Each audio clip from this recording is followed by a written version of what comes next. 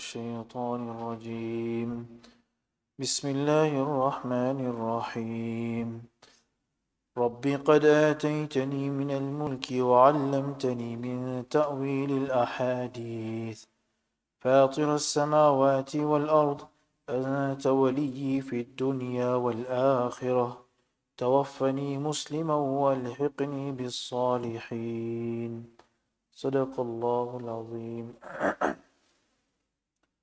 My respected brothers and dear young friends, Allah subhanahu wa ta'ala mentions and brings in the last ayat to do with the story of Yusuf ﷺ. On this ayat, the story and the narrative of Yusuf ﷺ concludes. Allah subhanahu wa ta'ala brings the dua, the supplication that Yusuf ﷺ made. Yusuf ﷺ said, Rabbi qad ataytani min al-mulk, that, O my Rabb, qad ataytani min al-mulki, indeed you have granted me a part of kingship. Wa allamtani min ta'wil al-ahadith, and you taught me the interpretation of dreams. Fatir as-samawati wal-ard, O creator of the heavens and the earth. Anta waliyi fi dunya wal-akhirah, you are my guardian in this world and the hereafter. Tawaffani muslima, make me die a Muslim, walhiqni bis salihin, and make me join the righteous people. So previously we mentioned that Yaqub ﷺ migrated from Canaan in Sham all the way to Egypt to meet Yusuf ﷺ, and they all reunited once again. They all got together. Allah subhanahu wa ta'ala created love and harmony between them. The brothers and Yusuf ﷺ, the hasad that the brothers had gone away. They had sought forgiveness for their wrongdoings, and now they all live together as a family. Mufassirin say Yaqub ﷺ lived for approximately between 20 to 24 years in this state where Allah subhanahu wa ta'ala blessed them with many blessings. There was abundance in all aspects, in food, in every aspect, love, harmony, respect. Allah subhanahu wa ta'ala once again blessed them with everything. And as Yaqub ﷺ's life came towards an end, he instructed and he directed his son Yusuf ﷺ in regards to what should be done once he dies. And he said, after I die, take my body back to Canaan, back to Palestine, and bury me along with my father and my grandfather Ishaq ﷺ and Ibrahim ﷺ. So after Yaqub ﷺ passed away, as Yusuf ﷺ was instructed, he took Yaqub ﷺ's blessed body, and they carried it and traveled all the way back to Palestine. And there's a place there called Al-Khalil, which is nowadays known as Hebron. There's a place there, and Yaqub ﷺ was buried there along with Ishaq ﷺ and Ibrahim ﷺ.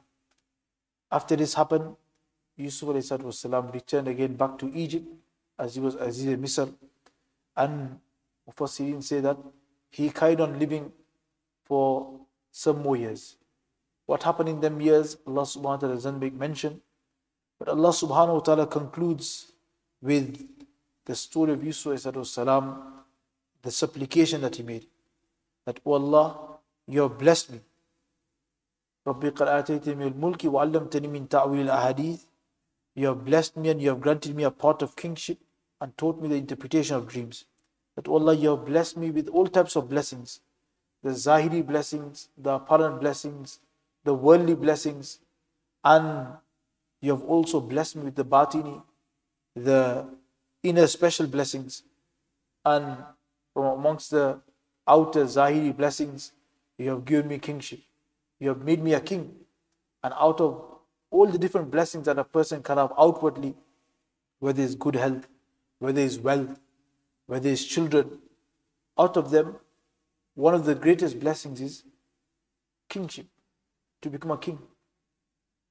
And Allah, Yusuf ﷺ mentions this. That's why we see that to become a king or to become a president of a country, you will see even millionaires and billionaires spending so much money just to become presidents.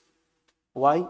Because even in their eyes, to become president of a state or a country is more honorable than being a millionaire or a billionaire. That's why we see that billionaires will spend so much money to become a president. So he mentioned that out of the many blessings, the Zahiri blessings, that you blessed me with the crown of this world, and out of the Batini blessings, you crowned me with the crown of Nubuwwat. That you gave me the understanding and you taught me the interpretation of dreams, and this was connected to Nubuwwat. That out of all those great blessings, you also granted me Nubuwwat, and you crowned me with Nubuwwat, and you gave me ilm of interpretation of dreams. Then he says, Fatih as-samawati wal-ard, O creator of the heavens and the earth, that you are the creator, you are the originator. Fatir means a person, a being who creates something from nothing, when there was nothing. When we make something, we are not Fatir. If somebody makes a car, he is not the creator of the car, because the metal was already there, the glass was there, the plastic was there. A creator is somebody who makes something from nothing, and that's only Allah subhanahu wa ta'ala. That's why in the whole world, there is nothing that a person can say I created, because if there is a reverse cycle, it will end up to something which Allah subhanahu wa ta'ala created. Whether it's a building, the bricks go back to sun, the sun goes back to mountains, and Allah created the mountains. Whether it's a car, metal goes back to metal from the ground, Allah put metal in the ground. Whether it's rubber, it comes from oil, and Allah put oil in the ground. So the initial substance, the initial thing was created by Allah subhanahu wa ta'ala. Fatir as-samawati wal ard, O creator or originator of the skies. Meaning you are the most powerful, you have made such great creations. Yusuf is praising Allah subhanahu wa ta'ala, and he is showing us the way to make dua to Allah subhanahu wa ta'ala. That when you lift your hands up for dua, to make it asraw lil ijaba, quick to be accepted, the adabs of duas are that you start with praising Allah subhanahu wa ta'ala. Subhanallah bihamdihi, subhanallah al-azim. And Allahumma la uhsi thana alayk anta kama athnayta ala nafsik. You make such statements that you are being grateful and you are counting on the ni'mas of Allah subhanahu wa ta'ala. So Yusuf started with this. Fatir as-samawati wal ard, anta waliyyi fi dunya wal akhirah. You are my guardian in this world and the hereafter. You are my guardian. You are my helper. You are my friend. You have seen to my affairs, and I completely depend on you. And since I depend on you, just like you have fulfilled all the needs of my world and my worldly life, also I have hopes that you will fulfill my other needs that are connected with the hereafter. And then he makes a dua. What's the dua he makes? That tawaffani muslima, make me die a Muslim, walhiqni bis salihin, and make me join the righteous people. So out of everything, Allah subhanahu wa ta'ala brings this last ayat, and Mufassirin have made many different points regarding this.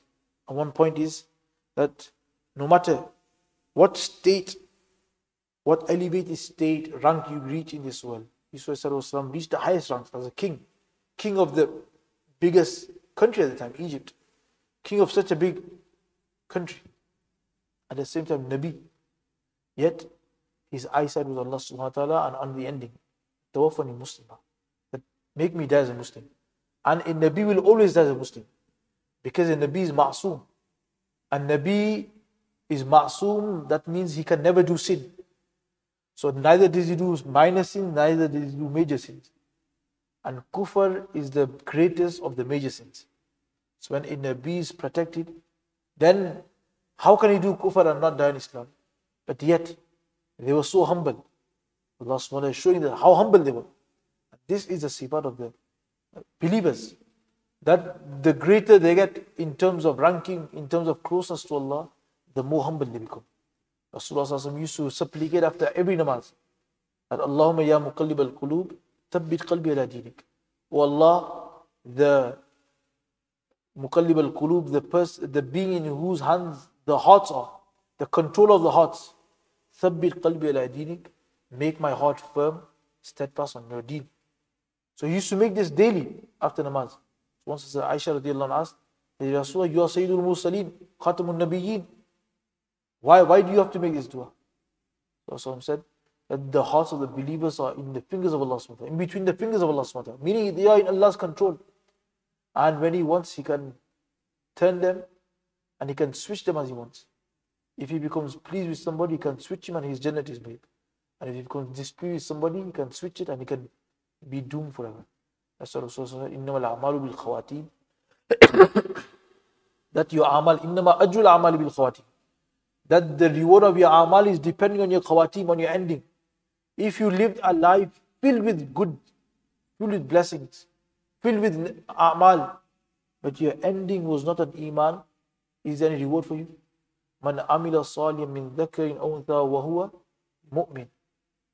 Allah subhanahu wa ta'ala says, whoever does any good deeds, whether he is a believing male or female, but the condition is wa huwa mu'min, whilst he is a believer, then Allah subhanahu wa ta'ala will give you ajr. But if a person done so many good amal, but he died without iman, then there is nothing for him. That's why our akabirs, our pious predecessors, Anbiya sallallahu were always fearful of this. They had hope in Allah subhanahu wa ta'ala's mercy, but at the same time they were fearful that if Allah wants, He can snatch this ni'mat anytime, anything. As Shaykh Rahmatullah alayhi, Shaykh Zaki Rahmatullah alayhi was a very great person, very pious person, a saint of the time. And he had a murid and disciple, Hazrat Manzoor Nomai Rahmatullah alayhi. He once wrote to the Shaykh Rahmatullah alayhi, Hazrat, I feel like I should write something regarding you and your expertise and your excellence and what kind of a person you are. So people become aware that Hazrat Shaykh Rahmatullah is still alive, so they can take benefit from you. Because there are so many people who don't know you and they're not taking benefit from you. And usually what happens? That when a pious person leaves and dies and goes away from this world, then everyone starts scratching their head and start thinking and start regretting. He was in our midst. He was in our area. He was in our locality, but we never took benefit from him. So I feel like, Hazrat, if you give me permission, I will write something regarding you, regarding what you do, so that people become aga and people become aware of you, so they can take maximum benefit from you. The Shaykh Rahmatullah Ali wrote back on that letter, कि मौलवी मंजूर ना आपको खातिमा का पता है ना मुझे खातिमा का पता है. मौलवी मंजूर, that you are writing to me, but neither do I know what my ending is going to be, neither do you know what my ending is going to be. So if you write all this and people come to me, but they don't know what ending I am going to die on, what benefit is it? Out of humbleness, out of fear. Pata nahi kiya. And when he came to Dalum Bari in the 80s, the Shaykh Rahmatullah Ali was doing wuzu in the wuzu khana. And this was a great day for Dalum Bari, and this was a great day for the whole of England. Shaykh Rahmatullah is such a great person. Putting his feet, stepping on the earth, on the lands of England. And so much nuraniyat and barakat came with it, that people in the masjid, whoever was the speaker, was started making i'lan. Shaykh Rahmatullah aa gaye, Hazrat Shaykh Rahmatullah is here. The Shaykh aa gaye or abhi an kareeb. He's going to lecture and he's going to talk to us and he's going to enlighten us. And then they started to praise Hazrat Shaykh Rahmatullah. Whilst Hazrat Shaykh Rahmatullah was in wuzu, he started crying.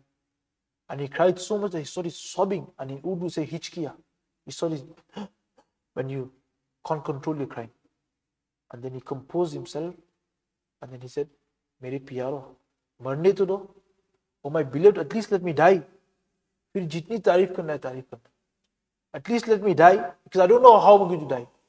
So when I don't know how I'm going to die, what's the use of making this praise on me? At least let me die. If I die in iman, then you can do as much praise as you want. So this was so Allah subhanahu wa ta'ala brings the last dua that Yusuf ﷺ made. And some say, Mufassirin say, that after Yusuf ﷺ saw his father dying, and he realized that every blessing, every happiness, every bounty in this world is limited. There's an end to it. No matter how much happiness there is in the house, one day that happiness will finish. Either you will leave the world or the happiness will leave. No matter what bounties you have in your life, either the bounty will leave before you die, or you will die and you will leave the bounty behind. Because when Yusuf saw this, that his father has passed away, now his heart was inclined towards the akhirat. Okay, I want to go to a place where there is eternal happiness. eternal bliss, eternal bounties, and unlimited life. That you can never die. There is no fear of dying. Because nowadays when we live, and even if you have the thought of dying, sometimes the blessing, the happiness goes. So Yusuf salam started making this dua. Some say he started making this dua from early days. And some say he made this dua towards the end of his life. And when he said, Tawaffani Muslima, make me die as a Muslim, so Mufassirin say that usually, some say that he was just saying it, that Ya Allah, when the days come for me to die, grant me death as a Muslim and connect me and gather me with the righteous people. And some said Yusuf salam, a time came that he wanted to leave this world now. He was tired of this world and he wanted to meet Allah. That's why he made dua. That Ya Allah, grant me death. But upon this, there's a bit of a question that, are you allowed to seek death? Are you allowed to ask for death? Because Rasulullah said it's not permissible to ask for death. But some say that in Yusuf Sharia it was permissible. And some say that generally it's not permissible to seek death. A person becomes very ill. He's got an illness that he's not getting better and he's in a lot of hardship. So he says, Allah, take me away. Let me die. Take my life.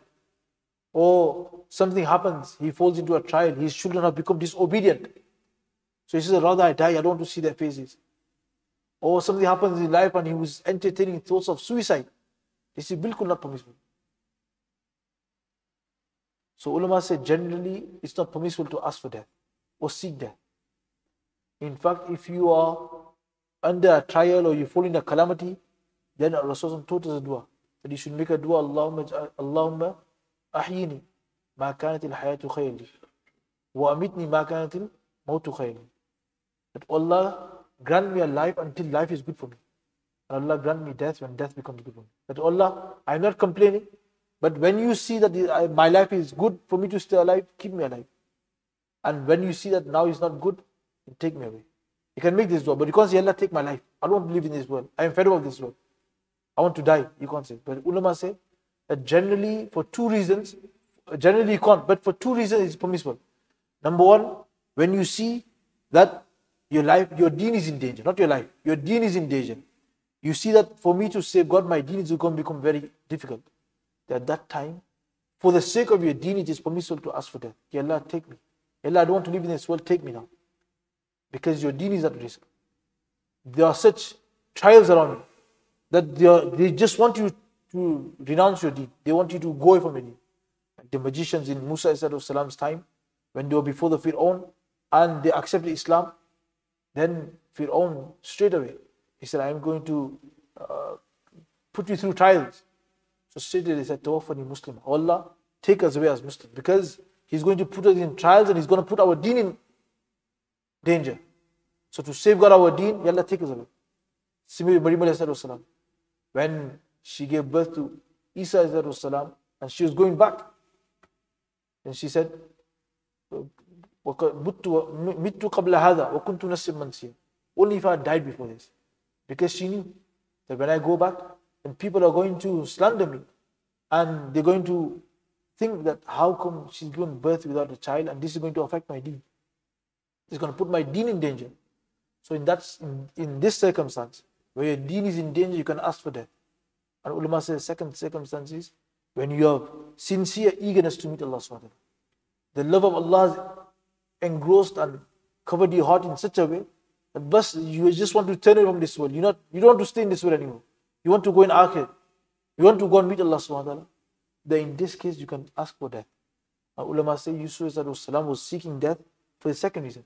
But he wanted to meet Allah now. He wanted to go by Allah and was happy to leave this world and meet Allah subhanahu wa ta'ala. And from here, we can also understand the importance of Husn Khatimah. That a person should always look for Husn Khatimah, seek Husn Khatimah. Husn Khatimah means a good ending. An ending on amal, an ending on obedience, an ending where Allah subhanahu wa ta'ala is happy with you. And how can this be attained? Ulama have mentioned different reasons and different ways where a person can gain Husn Khatimah. And number one is that a person lives a life humble with obedience, itaat of Allah subhanahu wa ta'ala, following the commands of Allah subhanahu wa ta'ala. And he stays far away from disobedience. And by chance, if he does do any guna, then straight away repents. Inshallah, this person, because he's on obedience, he will get husn khatimah. This is Allah subhanahu wa ta'ala's general rule. A person who has humbled himself with obedience, yes, we should have fear that Allah can snatch it away, but we also have hope that no, Allah is Ghafoor Rahim. Allah gave me this iman without me asking me. Allah gave me this priceless ni'mat of iman without me being worthy of it. So I have hopes that Allah will also give me death on it. And so obedience, humbleness. But that person who becomes a bit haughty and boastful, no, I got iman because of my excellence. I'm worthy of iman. I didn't kill of the masjid, so I should be happy. This person has to fear his khatimah. Because he has become boastful and he thinks he is worthy. And he thinks Allah has to give him this ni'mat. This person should be fearful. But generally, a person, as long as he is humble in obedience, inshallah, Allah subhanahu wa ta'ala's dastur is, the order is that he will die in iman. Number two, continuously seek Allah subhanahu wa ta'ala's help and assistance through dua. That's why one of the duas is what I mentioned, Rasulullah used to make, Allahumma thabbit qalbi ala dinik. Allahumma muqallib al-qulub, thabbit qalbi ala dinik. ربنا لا تزغ قلوبنا بعد إذ هديتنا وهب لنا من لدنك رحمة إنك أنت الوهاب. ربنا لا تزغ قلوبنا. Ya Allah, don't let our hearts go astray. بعد إذ هديتنا, after you have guided us. So we should make these duas after namaz. We should supplicate. Okay, Allah, please don't let it happen that the whole of my life is in the masjid, but when I die, I'm no longer there. When I die, I'm away from obedience. So dua continues. Dua, Allah, husn khatimah. Allah grant me husn khatimah. Allah grant me and Hazrat Masullah Khan Sahib Rahmatullah Garib, when you say husn khatimah is that when a person dies, how does he die? Before he dies, Allah subhanahu wa ta'ala gives him tawfiq to do tawbah. He does tawbah from all his previous sins and he does good deeds, good amal. This is husn khatimah. This is very good. Khatimah bil khair, husn khatimah. Number three, that a person should continuously be grateful for the ni'mat of iman. Where Allah subhanahu wa ta'ala says, لَإِن شَكَرْتُمْ لَزِيدَنَّكُمْ. If you be grateful, I will increase you. So if you be grateful for the ni'mat of iman, what will Allah do? He will only increase you in iman. He will increase you and make you more firm and steadfast in iman. So if you keep doing shukr and you be grateful, then inshallah the day you die, Allah will make sure that you die in iman. And ulama say that to be grateful, there are three ways. Number one, through the tongue. You are grateful through your tongue. Alhamdulillah, Allahumma laka alhamdu ala hadhi ni'mah. Allah, we are so grateful on this ni'mat of iman. Ala ni'mal iman. Allah, we are so grateful on this ni'mat of iman. So through the tongue, you are continuously doing shukr. Alhamdulillah, Allahumma laka alhamdu wa laka shukr. Allah, I am so grateful that you have granted us iman. You have blessed us with iman. And then also in the mind, grateful in the mind. How do you be grateful in your mind and heart? That you think to yourself, Ya Allah, I was never worthy. I was never worthy of this ni'mat. This such great ni'mat, I have not even done justice to it. And never was I worthy of it. Ya Allah, only through your gratefulness, only through your fadl, I have been given this ni'mat. This is shukr of the mind and the heart. And through shukr through amal, or shukr through amal, that all the requirements of this iman, you fulfill. Whether it's namaz, zakat, hajj, sawm, obedience to your parents, good behavior, good with other believers, good with the neighbors, all the requirements of iman, you fulfill them. This is shukr of the amal and shukr through action and through your body parts. And number four, try to carry out all those actions which Rasulullah sallallahu alaihi wasallam has promised that you will get intercession through. So, number one is direct intercession of Rasulullah sallallahu alaihi wasallam. That when you hear the adhan, Rasulullah said, whoever listens to adhan, gives answer to adhan, and after the adhan he prays the dua, اللهم بهذه الدعوة التامة والصلاة القائمة آتي محمدا الوسيلة والفضيلة وبعث المقام المحمود الذي وعدته إنك لا تخلف الميعاد. In one hadith in Bukhari it's still وعدته, in Bayhaqi it's إنك لا تخلف الميعاد. Then حلت له شفاعتي, my shafaat, my intercession becomes wajib on him. I will intercede for him. And ulama say that on the day of Qiyamah, Rasulullah sallallahu alaihi wasallam will only intercede for the believers. So if Rasulullah sallallahu alaihi wasallam is saying that if you answer the adhan and you pray this dua, I will intercede for you. And the rule is intercession will only happen for a believer. That means for Rasulullah sallallahu alaihi wasallam to intercede for you, because you have prayed this dua every day after the adhan, for Rasulullah sallallahu alaihi wasallam to intercede for you, what do you have to do? You have to die on iman. If you don't die on iman, then Rasulullah can't intercede for you. But the dua says, whoever prays this dua will get intercession. They got small amal. Small amal yet, look at the effect. Similarly, in some hadith, it's mentioned, whoever does excessive durood sharif, sends excessive durood sharif Rasulullah, and Rasulullah says that my shafaat will become wajib. And there are also other amal, whoever fasts, whoever does tilawat of the Quran, Al-Quranu ya'ti yawm al-qiyamati, Al-Quranu was siyam, in the hadith sharif, that fasting on the Quran sharif will come on the day of Qiyamah as an intercessor for a person. So if a person holds on fast to Quran, fasts in the month of Ramadan and also outside Ramadan, then this Quran and this fasting will intercede for him. But for anything to take intercession, Allah has to be, number one, Allah has to give permission. Allah has to be happy with that intercession. Allah has to be happy with the person being interceded for. So for the Quran to intercede, Allah has to be happy, Allah has to give permission. And the person that you has to be interceded on behalf of, Allah has to be happy with that person as well. So that person has to be what? That person has to be a believer. Only then can the Quran intercede for him. So inshallah, if a person holds on to Quran, fasts, dua after adhan, durood sharif, all these things will become a means of intercession. And inshallah, those will get who are promised intercession, or who upon whom intercession becomes wajib on him, inshallah they will die on iman. So these were the last words that Allah subhanahu wa ta'ala has mentioned regarding still another 10 ayats of the story. But the last ayat of Surah Yusuf, Surah Yusuf finishes the narrative, the story of Yusuf finishes on this, and it finishes on the importance of husn khatimah. That no matter where you end up in life, no matter how high you become in terms of ranking, whether it's dunyawi ranking, whether it's in terms of business, whether it's in terms of fame, what's the highest fame? Nubuwwat is the highest form of fame. Fame fell to their feet. Kingship, highest form of honor in terms of worldly aspect. Yusuf was blessed with both of them. Yet when he was dying, or before he died, his fikr was for akhirah. That's why also our fikr should also be for the hereafter. And how can we make sure that we also die on iman and husn khatimah? And I've mentioned over and over again, and our Kabis also mentioned that husn khatimah, these are 4 important points. But for a'mal, number 1 was obedience. For obedience is very important that if a person wants to become obedient, he has to have zikrullah in his life and company of the pious. These are like catalysts. What's a catalyst? When you have a car, there's catalyst in the car. There are certain things. What does the catalyst do? It increases the speed of a reaction. There's 2 chemicals, and you want them 2 chemicals to react. You put a third thing, which is a catalyst. And these 2 substances will react very quickly. Will speed up the reaction. So if you want to become obedient and you want to increase and speed in your obedience, then what's the catalyst? Dhikrullah, company of the pious. When you sit in the company of the pious, then the himmat and the eagerness and the urge to do good deeds will speed up. To pray Fajr was difficult yesterday, but you sat in some pious people, some pious persons gathering, and they mentioned about how important Fajr is.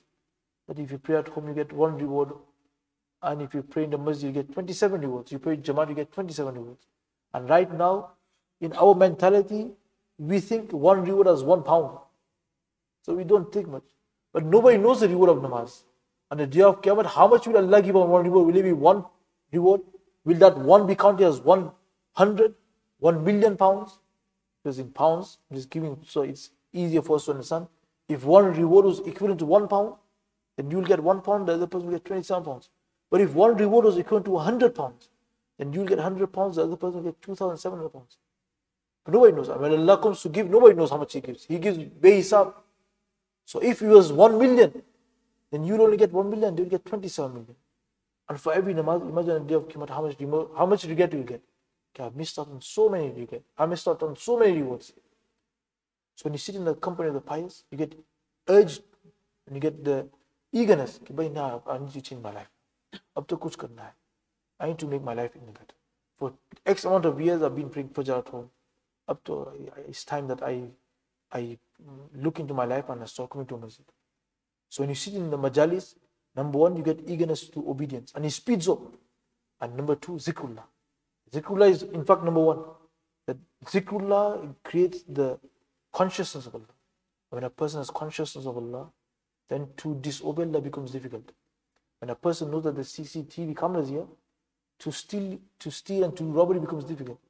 But when he doesn't know there's a camera there, or the camera is hidden, and he can't see it, then he will open his without hesitation. Similarly, when there's no zikrullah in our life, then sin will become without hesitation. We will sin, guna. But when zikrullah starts to hover over our heads and starts to submerge into our minds and hearts, then we will think, wait a minute, my Allah is watching me. Does it befit me doing this guna? My Allah is by me. My Allah is seeing everything. My Allah is witnessing everything. Does it befit me doing this guna? If my father was here, I wouldn't do it. My Allah is watching me. Can I do it? So zikrullah will create this awareness. When this awareness is there, then to act upon deen will become easy. And whoever acts upon deen and has humbleness, then inshallah, husna khatma will be for you, inshallah. Allah subhanahu wa ta'ala grant us the correct understanding. Allah subhanahu wa ta'ala grant us the tawfiq to act upon what's been mentioned, what's been heard. And may Allah subhanahu wa ta'ala, all the lessons that have come across in Surah Yusuf, so many lessons, what we have done, there's so many more lessons. The Quran is endless, pearls are endless. But whatever we've gone through for the last year or so that we've been doing Surah Yusuf, so many lessons in terms of daily life, social life, how to behave with our parents, how to behave with other Muslims, how to behave with other people. This was some story, how he behaved with the people in the jail, how he behaved with his brothers, how he behaved with his parents, what he done when the time of when sin came towards him, how he behaved, what did he do, what was his reaction, what was his actions. So many lessons have, thousands of lessons. So Yusuf, Allah subhanahu wa ta'ala grant us the understanding and grant us the tawfiq to bring these lessons into our life and grant us the tawfiq to stay steadfast on Quran and stay firm. As Mufti Shafi Saheb used to say, that Quran pura karna maqsad nahi. The objective is not to just finish the Quran. The objective is to finish your life in the Quran. Not just one Quran khatam, Ramzan mein ek khatam kar liya. No, this is not objective. This is good, but it's not objective. What's the objective of your life? That your whole life finishes in the Quran. But daily. Alhamdulillah, Allah has given us tawfiq. So many have come punctually throughout the whole story of Yusuf. And inshallah we'll carry on until Allah subhanahu wa ta'ala wills and until He is happy. And inshallah, Allah subhanahu wa ta'ala grant us correct understanding. Subhanallah.